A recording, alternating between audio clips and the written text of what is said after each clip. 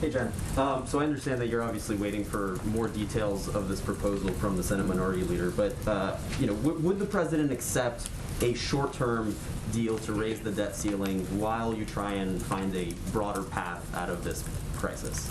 Well, as I said a few minutes ago, we don't need to kick the can. We don't need to go through a cumbersome process that every day brings additional risks. And you heard many of the business leaders convey that, even as we look to risk tomorrow, the next day, as the American people are looking at their retirement counts, worrying about their Social Security savings, members of the military worrying about their payments. We don't need to incur that risk uncertainty.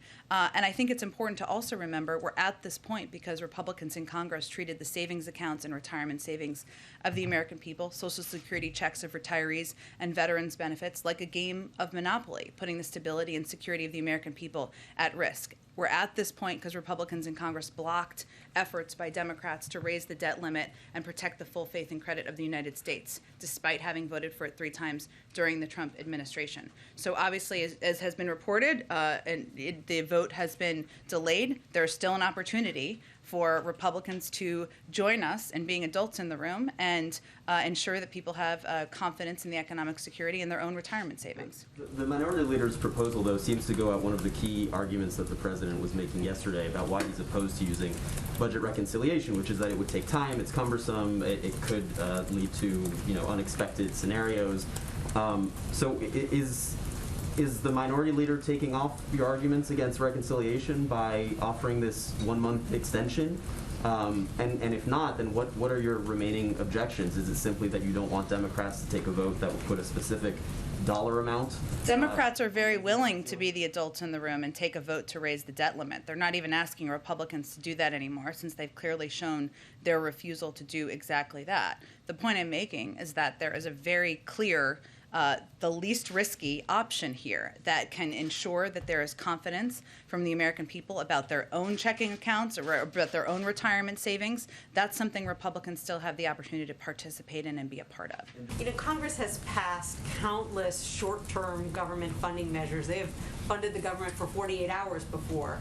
Wouldn't a short-term debt ceiling hike be preferable to default? The preference would be just getting this done today so we can move on to more business for the American people, and that option is still on the table. But the White House brought in all of these banking CEOs today to talk about how catastrophic it would be if the U.S. were to default.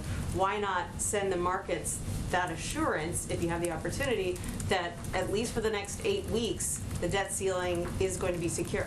Well, if we're looking at the best options, why kick the can down the road a couple of more weeks? Why create an additional layer of uncertainty? Why not just get it done now? That's what we're continuing to press for, and that's our first choice.